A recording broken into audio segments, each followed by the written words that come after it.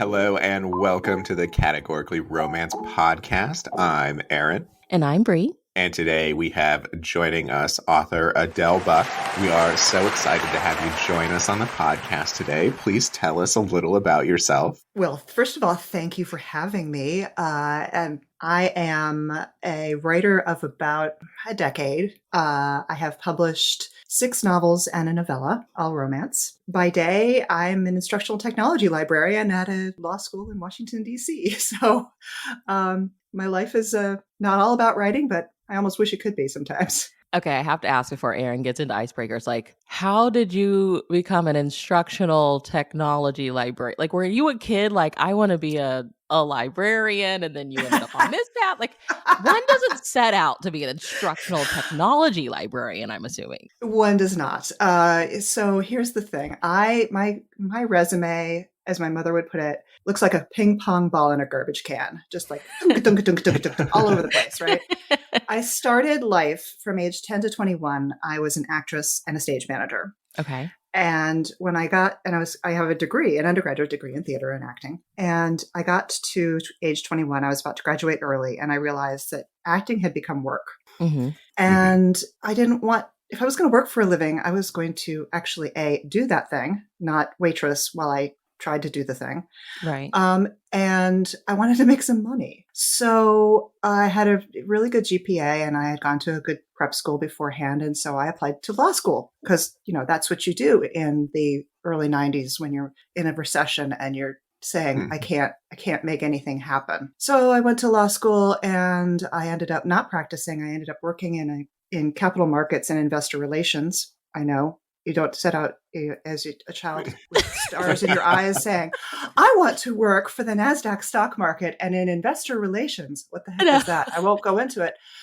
And then when the 2008 recession hit, I had a BlackBerry that could have been designated by the FDA as an abuse delivery device. Oh my gosh. And I had a stress level that you could not believe. And my husband is an academic law librarian. And I had gotten laid off, as one did when one worked in capital markets and investor relations in 2008, and one's company was tanking.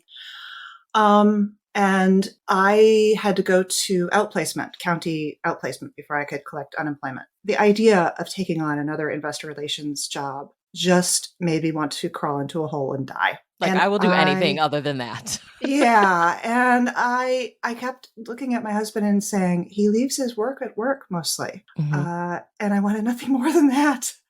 And so I said, I called him or emailed him when we were at our lunch break on this 2-day outplacement. And I said, I think I want to go back to school again for library science. And he said, okay, we'll make it work in that way that people who support you and love you do when you actually don't know exactly how that's going to work out. And then the next day he emails me, and we live in Maryland, and he emails me with this notification from the University of Maryland's library science program that they were opening up a satellite degree point 10 minutes from our house. Oh my gosh. And this was spring, and that they were waiving the application deadlines so that you could be eligible for admission that fall. So just a few months later. Yeah. So it was like all these dominoes fell, and I got a TA-ship because I had experience in communications, and they needed that help with the library science program. I got a job with a legal legal news publisher, doing indexing of all things, which was a really terrible kind of a job in terms of burnout and boredom, but it was actually a great job because if you talk about leaving your work at work, there are no indexing emergencies, let me tell you. Yeah. There's nothing for you to take home. And in 2 years, I had graduated, and the University of Maryland's law school had put out this notice for this job. And I was always a geek. I was always the troubleshooter. I was always the person that, like, if you can't get IT, get Adele. She'll help you. I mean, in my library science program, I was kind of in the middle. I was in my late 30s. And so it was like a bunch of older women who were empty nesting it and wanted a new challenge, and a bunch of mostly young women right out of college. Mm-hmm. And the young women imprinted on me like a baby duck. Aww. And the older women It was kind of exhausting, actually. It was lovely, but it was exhausting. And the older women in our technology classes found me to be less intimidating than the 22-year-olds. So I mean, like going to the technology class was kind of cardio for me because I was forever hopping up and going over to help this person or that person, or and so I knew I still had some skills. I had I'd built a few websites myself. I had done these things, and so the University of Maryland advertised for an instructional technology librarian that using media to teach and doing recordings and also teaching in the classroom. And it was like somebody had looked at my entire life and said, we're going to write this job description especially for Adele. Wow. Yeah, exactly. Yeah. And so I thought, this is great. I'm going to use this. If I get an interview, I'm going to use it as practice, because academic interviews are a whole thing. They're all day. You have to give a presentation. It's a very, very strenuous, arduous thing to do. And so I was like, I'm just going to use this as practice. And so I drive up to Baltimore. I have this wonderful day there. And I come home and my husband says, oh, how'd it go? I said, oh, I just loved it. I really think that everybody liked me too. It felt that way. And the job is so great and the building is beautiful and the commute's kind of hell. But, I've had a hellish commute before. It's okay. But I'm not going to get it. And I got offered it. And after 3 years there, I was notified that there would be kind of a plum position opening up in an institution in downtown DC. And so I applied for that, being very happy and kind of thinking, well, just keep my hand in, just, it's an opportunity. And I got it. And I've been there for over 9 years. Oh my gosh. Nice. I have to ask though, when did you get rid of the BlackBerry? Where did the BlackBerry go? Oh, well, the BlackBerry belonged to my former employer, and they were very concerned that I leave all of my technology behind. I'm like, honey, you can have this thing, okay? Please take it. You can have it. I don't want it. I never wanted it. Talk about always on. It was just very bad. Anyway, I'm sorry that was so long-winded, but it's sort of... No, that is so cool. Yeah. So cool. Well, are you ready to get into some icebreakers? Mm-hmm. Mm-hmm. All right. I even have notes. Oh, excellent. That's the best. Okay. Yes. If you came with a warning label, what would it say? It's kind of less this than it used to be. I've mellowed as I've aged, but I wrote verbal blunt force trauma ahead.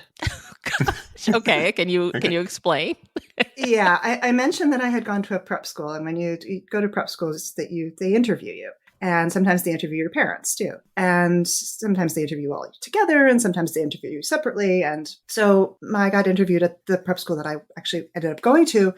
And this lovely woman interviewed me, and I had a nice chat with her. And I go out in the waiting room. My parents go in, and my mother comes out and says, Mary Murray described you as forthright.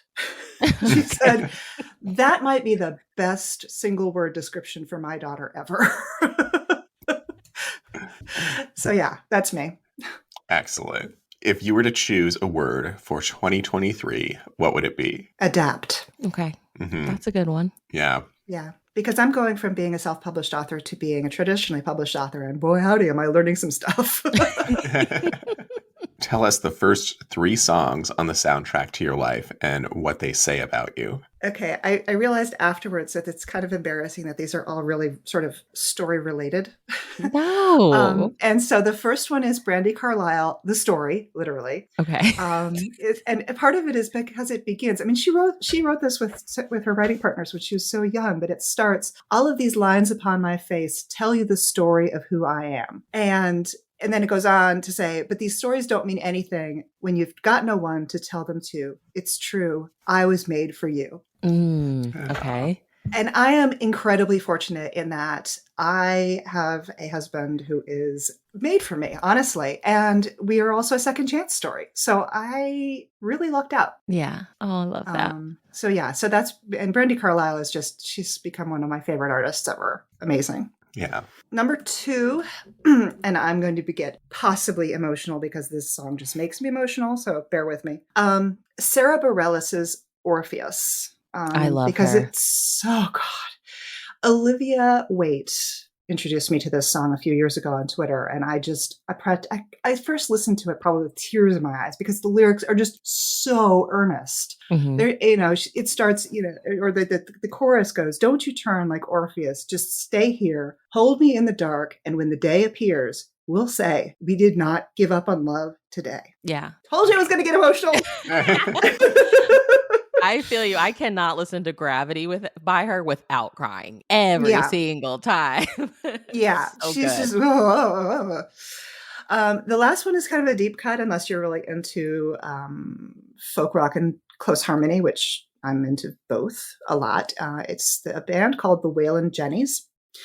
And the song and the album is called Bright Morning Stars. And whenever I think of writing, I think of this song because I actually wrote my second manuscript practically listening to this thing on repeat. Wow.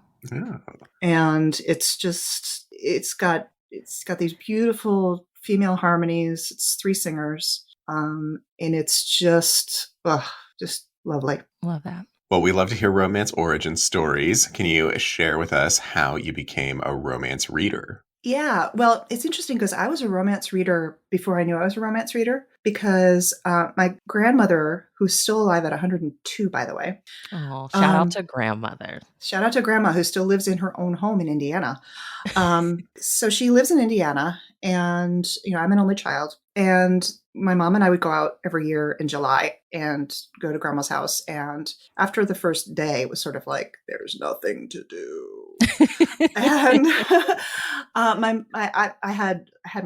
it might sound terrible, but I had this lovely little kind of basement bedroom, if you will. And it was lovely because it was nice and cool and my grandmother didn't have air conditioning. It was July in Indiana. And she had stacks and stacks and stacks of back issues of Good Housekeeping magazine. And in the 1980s, Good Housekeepings had like all of their glossy color photograph pages. But in the middle, they had on rough, usually I think it was pink paper, a category romance. And so when I was like 12 years old, I inhaled dozens of these because I was so bored. and they were there. And I was one of those kids who's forever running out of things to read. I'm sort of a natural speed reader and I just plow through everything. And so, and then I got older and I thought, there are books that I should read because, like so many other people, I went through, that kind of evolution of what does literature mean to you and what are you supposed to take away from it? And, and who is saying should, right. And I, realized that I went through a huge hair phase where I was just, we have a soaking tub in our house and I would have my weekly bath and I would usually be rereading a hair. Was she your first like historical? Probably. Yeah. And my mom was forever telling me, she's like, oh my God, you should read hair. You'd love hair. And the thing is, especially for my mom, the kiss of death for me is for her to say, oh, you would love this. You must read it. And so okay. my ornery gene kicks in and I go, no, I don't. So I avoided hair for probably at least a decade. Yeah. And then finally got over myself and picked up one out of desperation. I was visiting a friend and we got our wires crossed. This was before cell phones were ubiquitous.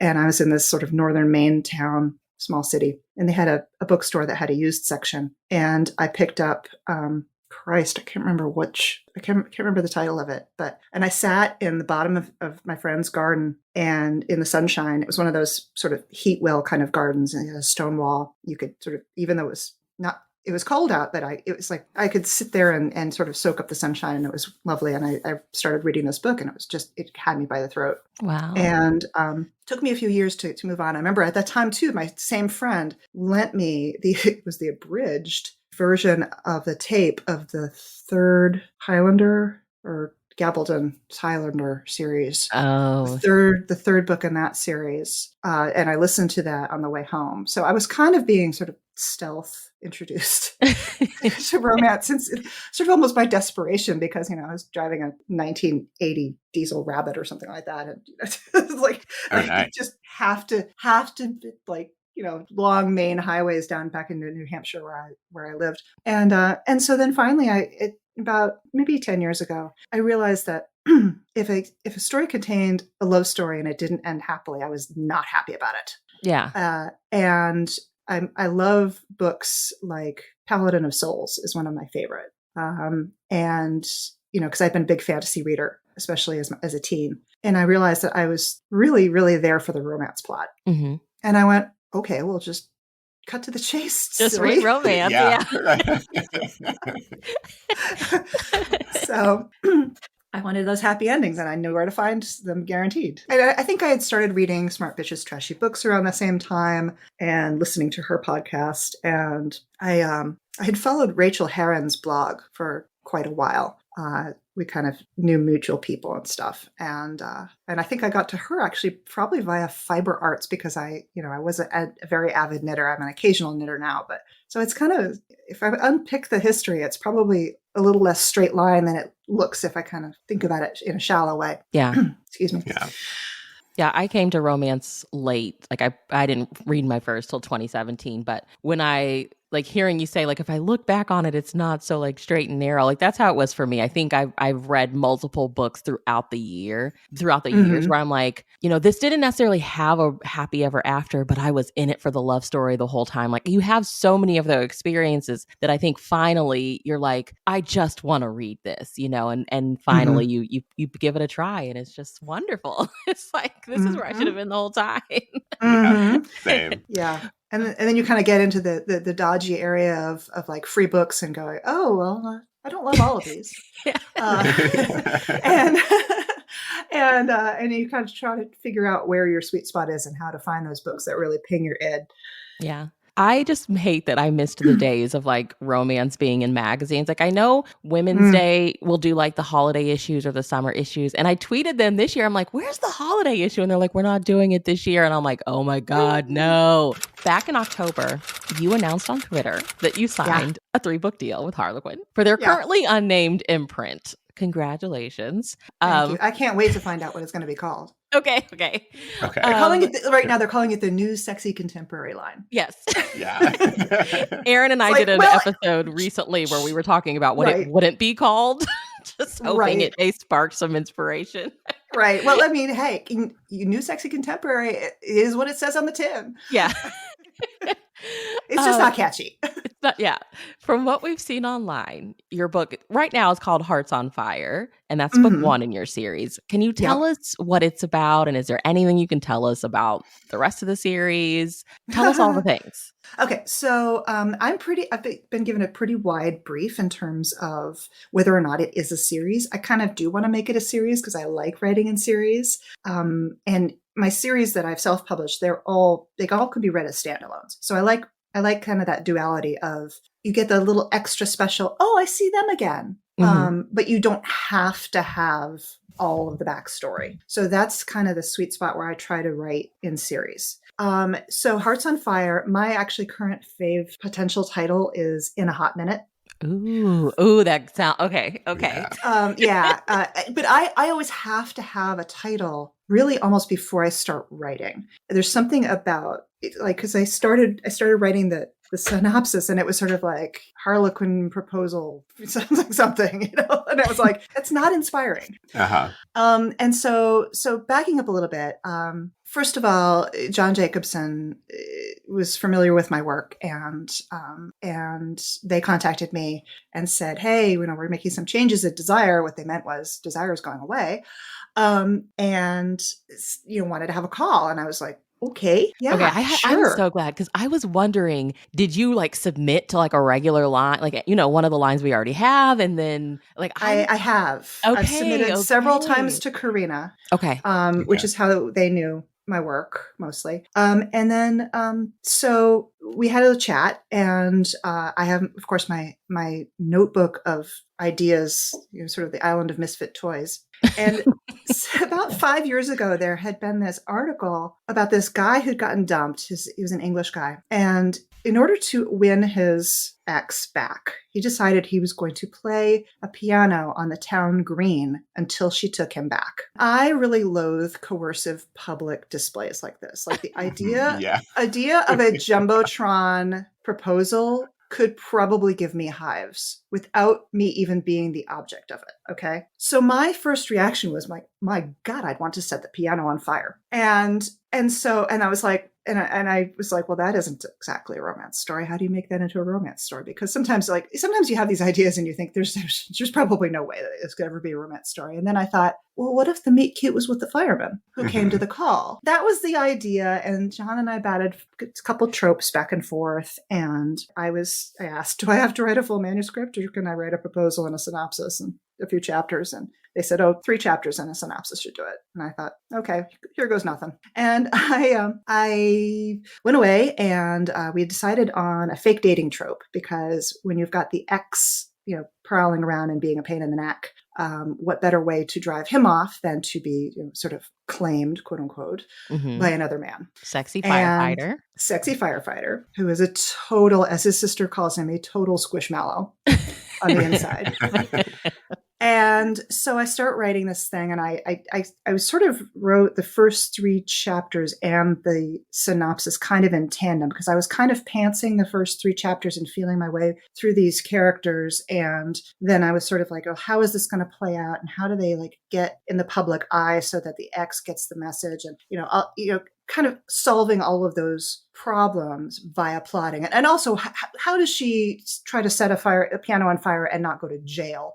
And my solution to that was that she's really inept with her, like, she doesn't really know how lighters work these days. She thought that they're like just, and they go on, and she doesn't realize it's got a safety. And she's kind of adorably inept at the whole thing, but she's just flaming mad. Right. And so I wrote these 3 chapters and the synopsis. I'm very dear friends with Jace Ellis, who you may know. And she was lovely, beta read and gave me some fantastic suggestions. And I went back and I rewrote and sent it back to her. Said, what do you think? And she said, oh, this is great. Go for it. So I sent it to John on Labor Day, like literally on Labor Day morning. I was, how you kind of get that, I've got to get this off my desk. If I tinker with it one more time, I'm going to lose my mind kind of headspace. Yeah. By the end of the day, they had emailed me and said, I know I shouldn't be working on a holiday, but I saw this and I had to open it and I really like it. We love John. I love John so much.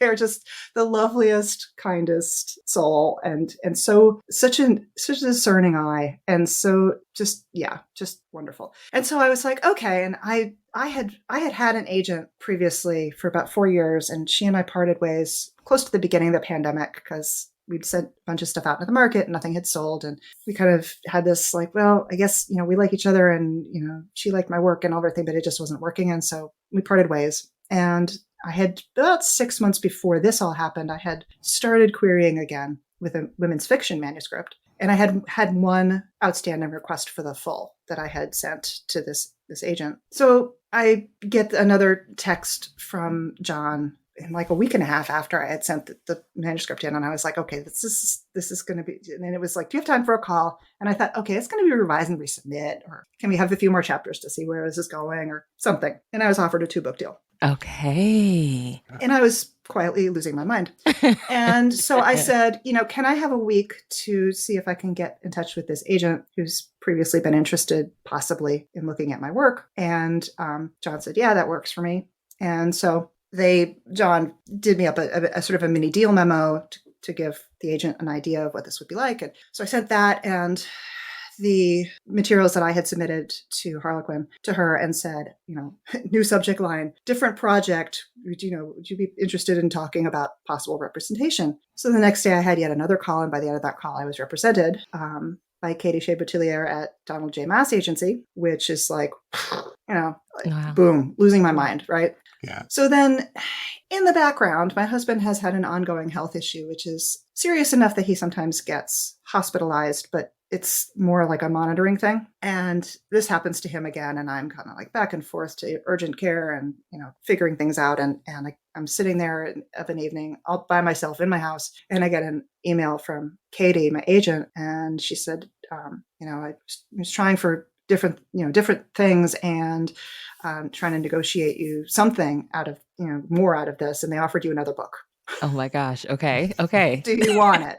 And I'm like, do I want it? Yes, I want it. Yes, thank you very much. I want it. So, that's how that happened. And then, on top of all of this, just as a side note, when we were first talking, she's the sub-rights director at DJM. And she said, oh, I'll see if I can get you an audiobook deal for your self-published stuff. And I thought, go for it, honey. Yeah. Okay.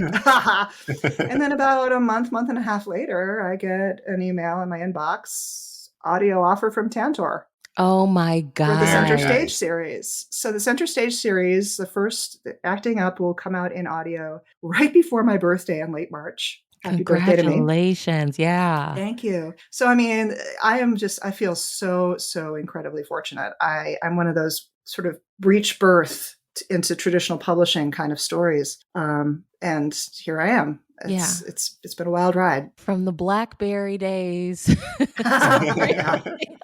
Oh God. Well, for readers who may be new to your bibliography, how would you describe the books that you enjoy writing? I really enjoy writing men who are absolutely, because I write MF.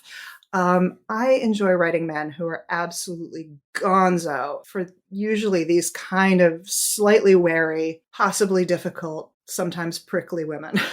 Okay. Yes, I love To it. the point where my old agent her major note was make him struggle more. Okay. And I finally said to her, we refer to my husband as Mr. B on Twitter. And I finally said to her, I said, well, Amy, I've put none of these guys are Mr. B, but they all have some of him in there. And she kind of went, yeah, okay, I've met him. I could see that. Make him struggle more. So I have a hard time doing guys who are the instigator of the bleak moment. I would say and I have a hard time writing bleak moments, honestly. And I'd say that the exception to that rule, the biggest exception, is method acting. Okay. Because it's definitely one of my, it's the most sort of Harlequin presents style book I've ever written, because it's kind of a very high-powered Washington, D.C. lobbyist. How do you make a Washington, D.C. lobbyist not a bad guy? You make him a lobbyist for STEM education. And she's an actress who is like really a very, very unusual bootstrap success story. And he's incredibly privileged, and he does not recognize his privilege, and he keeps stepping in it because he assumes things about her and her background and like what may or may not have happened to her and what she might or might not have done to survive when she left her family, leaving all of this kind of vague. And so he really steps in it, and she just says, if that's what you think, that I can't do this. And she walks out. And so that's a real anomaly, but it's my favorite book in that series too. Love it. So yeah. Can't wait for these to be on audio. Just saying. Yeah. It's a newer narrator, I believe. I haven't seen very much from her, but I did get a wonderful audition tape from her. Her name is Monica Plant, and one of the funny things is that my husband and I were big fans of the TV series, the TV evening soap Nashville, and she was on it. Oh, awesome. that is awesome. I think she was only in one season, but she played the Mayor Teddy's clandestine girlfriend, who I believe was also a prostitute. So, this is going to be great. Nashville drama, boom. Yeah. But and I love her voice. She's got a great kind of the type of voice that people seem to be looking for in audiobooks these days. It's kind of got a bit of a rasp, but she's got some range, and it's good. Well, we would love to hear from you, since, everyone is super excited and anticipating this new unnamed line, which I feel at this point it's just going to be Harlequin Unnamed. As a writer, as one of the first names that we've seen, what are you excited about for it? I love that. First of all, the major brief is to make them unabashedly sexy. Ooh, Aaron, what about Harlequin Unabashed? I think it's the best we've come up with. There we go. Yeah. We have been creating a list of names that we would love to see it. But here's the other thing is that there's no location limit and there's no wealth limit. Okay. So, one of the things I have a hard time is writing the over the top mega wealth. I have serious ethical issues with billionaires as romance heroes. Because it's impossible to get that much money without exploiting people. It just is. And so that's one of the reasons why John thought that this line might be right for me, because I write people who are, even if they're in glamorous careers, like, actress, they are real, they are very real people. And not to say that the people who write high glamour and all of that don't write real people, but I don't know. There's just something about my writing that has always caused editors at Harlequin, especially, to say, this doesn't quite fit for us. And I think it's because just this, my first book, Acting Up, the hero and the heroine are a theater director and a stage manager, and they've been best friends since college. And they're very much in that sort of regional theater, working actor, working director space. Like they're not struggling per se, but they haven't made it. They're more precarious. And so, and don't get me wrong, I love the banana pants over the top stuff as much as the next reader. One of my friends is Callie Anthony, and she writes for Presents, and it's like, go for it, honey. Write your royal people. I will read it. It'll be fun. But I just can't seem to usually write that. So I'm really thrilled to have the opportunity and be encouraged to write the kinds of characters that I really believe I'm good at. I love that you said that, because I think that I think that's exactly why I am excited for this series. Because when it comes to, I mean, you have Presents, and the wealth is definitely there, but that's definitely a fairy tale. And Erin, this is something you and I have talked about. Like, it can be hard, especially with us two trying to write. Like, it's hard for me to try and write somebody that's extremely wealthy, because I live in Texas, and there are a lot of times where I'm living paycheck to paycheck, so like stretching my mind, it's hard to even imagine the privilege of all that. So I do think that this new line will be a real sweet spot, because with Presents and with Desire, wealth is just not an issue, right? And the only other and then like next in line is like Special Edition, but the focus there is on family. You have Heartwarming, and it's sweet, and it's family, and it's cowboys. There's nothing really in the middle, even with romance, there is wealth there, So I think that this new line is going to be like the perfect in between, like the sweet spot. I'm really hoping you're right, because it's the kind of stuff I like to write. And it's honestly the kind of thing I like to read the most too. Like I said, I do read other stuff, but I really love seeing people who are good at their careers, and seeing a little bit of research from the writer on like what that looks like. I've always been a big fan of Leverage, the television show. And I believe it was John Rogers, who is the showrunner for that show, who coined the term competence porn. Okay.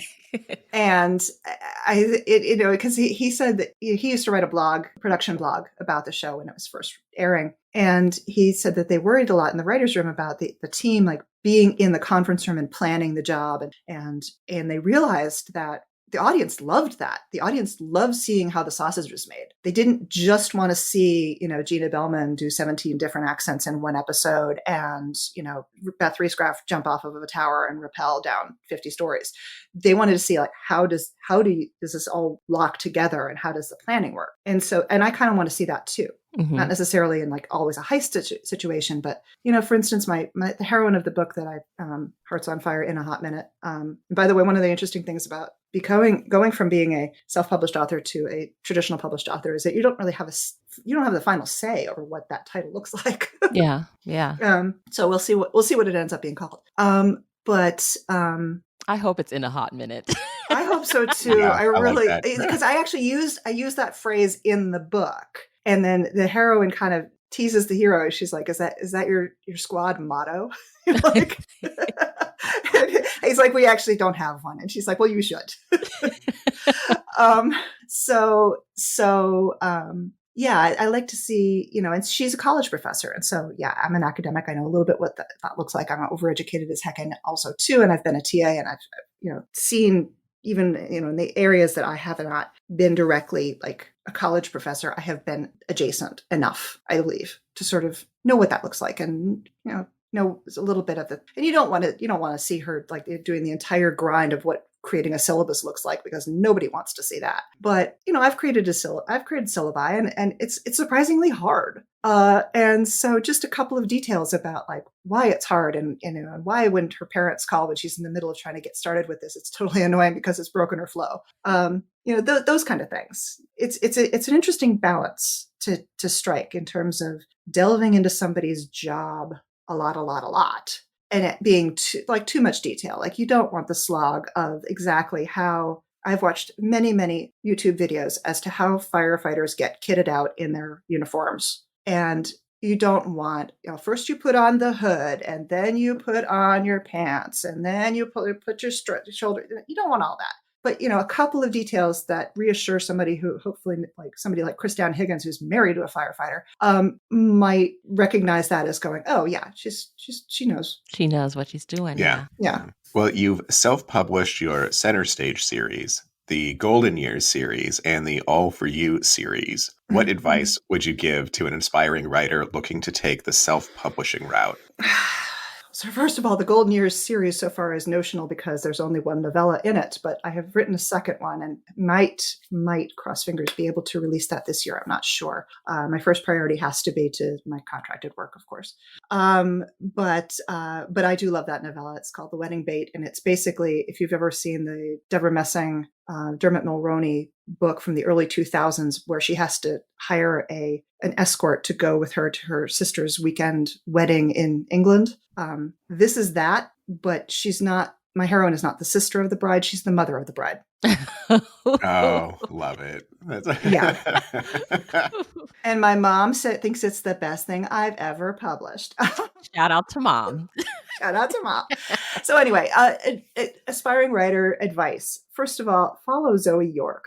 Oh, Zoe she is savvy, so savvy about the entire self-publishing business. She writes these incredible threads. She's written several books on self-publishing and marketing.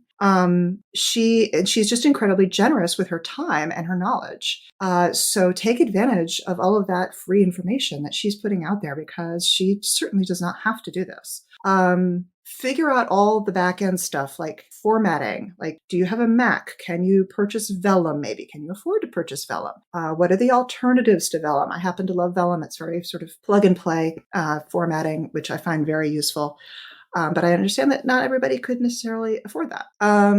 Figure out how KDP and draft to digital work before you pull the trigger, because it's so easy to get very eager to get your work out there, and then you end up with something that's rushed. And people can tell. And also figure out what your budget is going to be for editing and covers, because that's important. You do need to have other eyes on your work. And sometimes if you've got a really great editorial critique partner, maybe you don't need to pay for editing because you're paying for it in kind with swapping manuscripts. I don't know. I'm not you.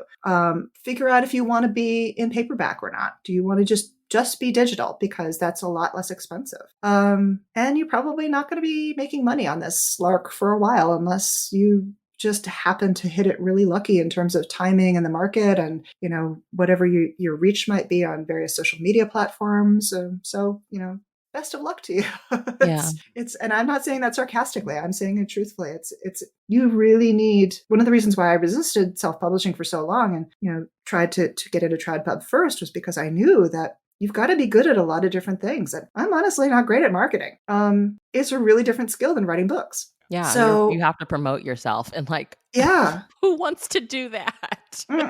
Well, also, when you're writing a book, you're so deep into the weeds that I think that's one of the reasons why these sort of tropes and these arrow visual graphics for self-published authors are so popular, is because it's like, you can figure out the things that aren't the plot that hook you, like what the characters do for a living, and what the major tropes are, and is there a dog, or I don't know. And if that's not, I've seen a lot of people say that's not the super most effective thing in the world, but it's part of the greater. It's one of the bricks in the wall. So if you can, because that's the other thing, is that there's probably very few people who are going to buy your book based on one 5-star Goodreads reviewer tweet, right? It's probably not going to happen. But if it's a cumulative thing with, other people, organically raving about it, people, talking about it, then you can maybe push toward a sale. But it's a lot, just even to sell one book. Yeah. Well, with you having done both, right? Starting in that lane, and now Kindle is huge. Self-pub is huge. I guess for somebody that's writing, what advice, how how do you figure out which lane to even go at this point? Because I mean, self-pub is huge. Like I feel like it's safe to say like that is what a lot of romance readers are craving is the self-publishing because there's just so much there. Yeah. But I mean, there's the pros to getting a traditionally published deal as well. So what do you say like in this time in romance where it's kind of I don't know. It's like I feel like it would Saturated. be hard to pick out which lane to go, like what would you say to that? Well, yeah, I would say just look at what you have in terms of if you have a social media presence, what is your social media presence? And I'm not just talking about numbers of followers, but what are they talking about? What seems to be pinging their id today? And those things will shift, sadly. It's like you can't, I would never say right to market because by the time you've got something out there, It's change. it's moved on. Yeah. So, the whole like write what you know, write what you love is somewhat hackneyed and cliched, but there's also a lot of truth to that hackneyed cliche. So it may take some time for your writers to find you. There's also ways that you can, build an ARC team that is fairly easy. There's a site called Booksprout, and I don't think there's a free tier anymore for it, but it's reasonably inexpensive. And it's kind of got its own NetGalley-ish built-in pool of reviewers who don't necessarily already know you. So that's one way. And sometimes when you're first publishing, like the idea of giving your book away, Right. you're trying to make money at this, it can seem like utter banana pants. But you really do need to get those reviews out there to gain some traction. And one of the first things that I did with Acting Up was I had a pre-order sale for 99 cents, and so on digital, and sold quite a lot of copies. And quite a lot of copies to people who did not know what to expect from me. So, so the reviews kind of are all over the place. There's one, I know they say never look at your reviews, but if you're going to pull quotes from reviews, you kind of have to do it. So one of the things that I saw, and I hadn't meant to see it, it was one of those things where I clicked the wrong thing and it hopped right down to the first review. And the title of the review was something like, quite awful, really. Oh, jeez. And then I proceeded to read it and I was like, is this supposed to be about my book? This doesn't sound like my book at all. Yeah. And I forwarded it to a colleague of mine at work who has read all of my stuff. And I was like, Anne, can you just give me your impression of this? And she texted me back and she's like, oh my God, did they read your book? Right.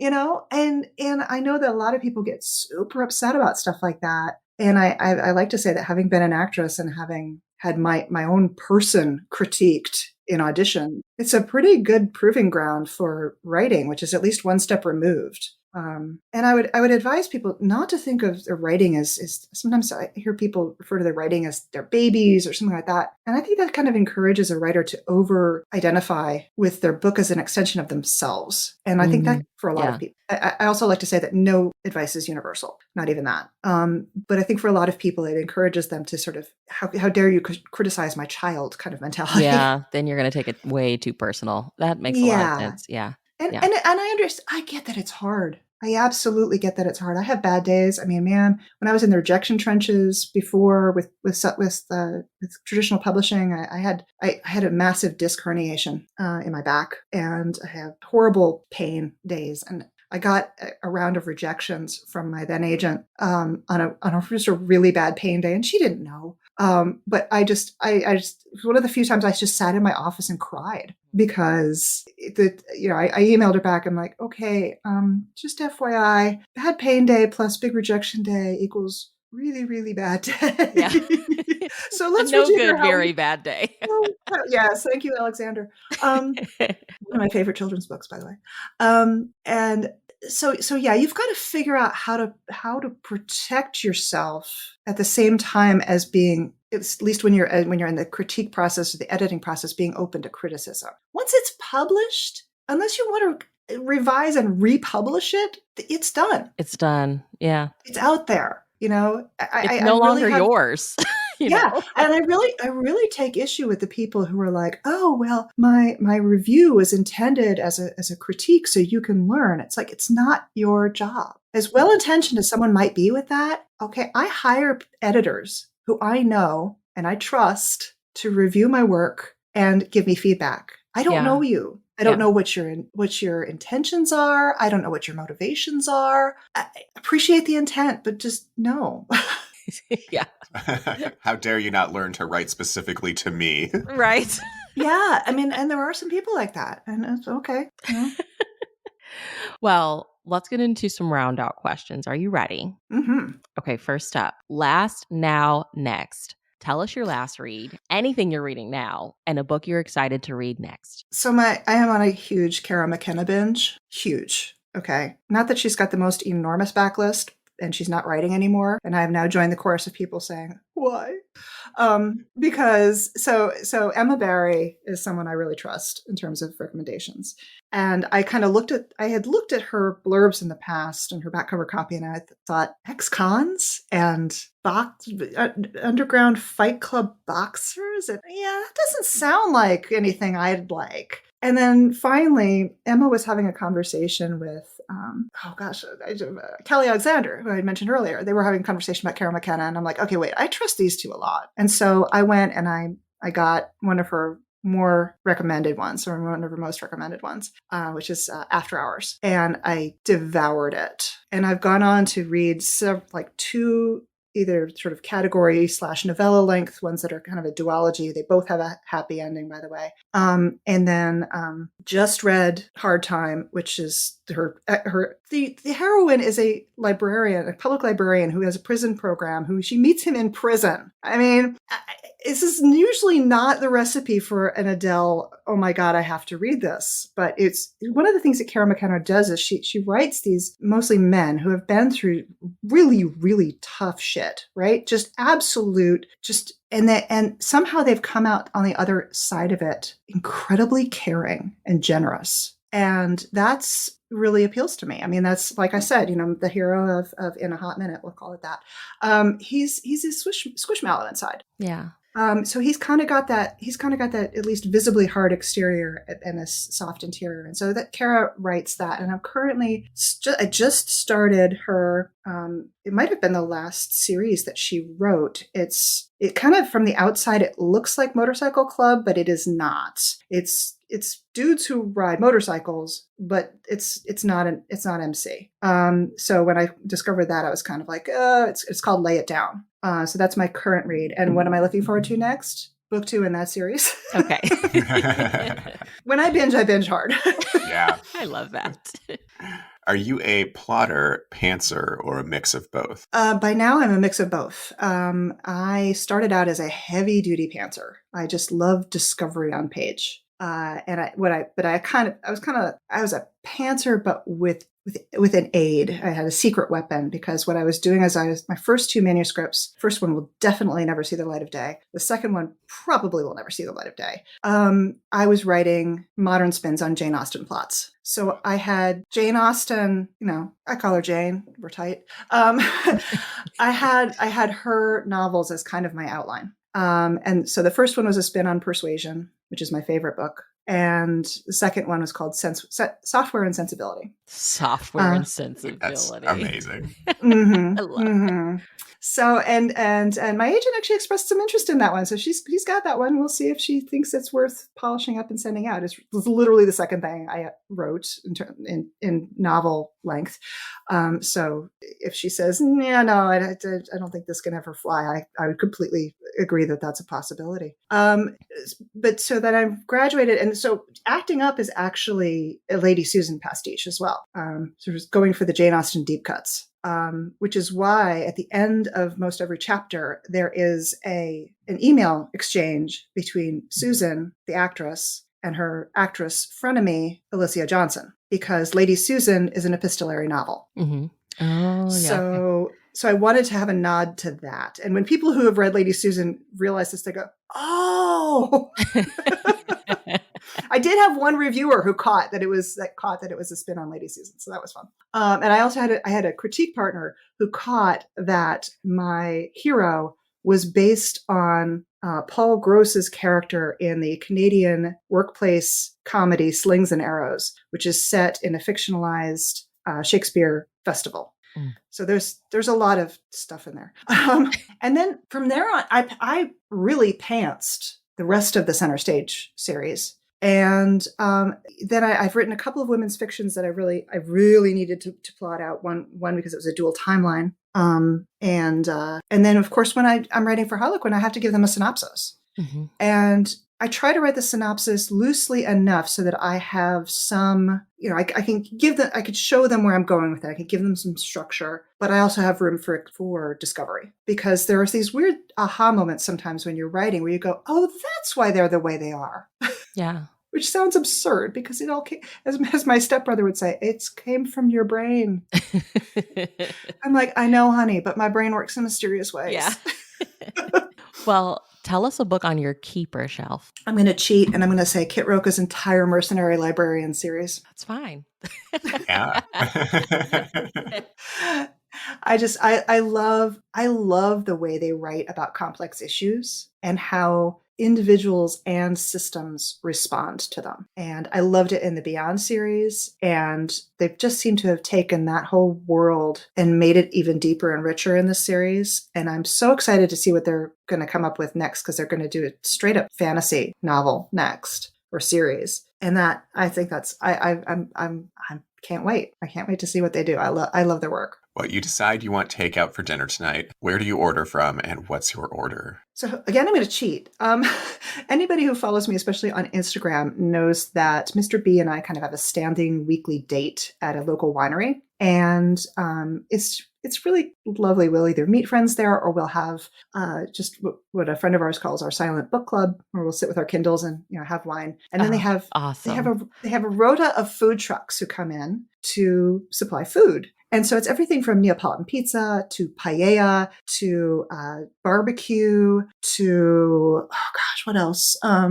Just all kinds of stuff. So it would be whatever. It's a Friday night, and whatever food truck is there. I love that. Oh God, Excellent. A winery and a bunch of food trucks. What? Mm-hmm. Usually, at most it's two food trucks. So you might have a choice, but usually, especially in the wintertime, it's just one, and it doesn't matter. They've got the greatest thing. Oh, the one we had we usually go Saturday afternoon. The one we had this time is an Israeli food truck. It's called Salat Mediterranean. And they have this funky like burger in a pita thing that's really seasoned. Oh my gosh, that sounds so good. It's so good. It's so good. And it's so much food. I always have to take half of it home. But yeah. Yeah. Well, what is one hill you will wholeheartedly die on? Okay. Adults need to own their own shit.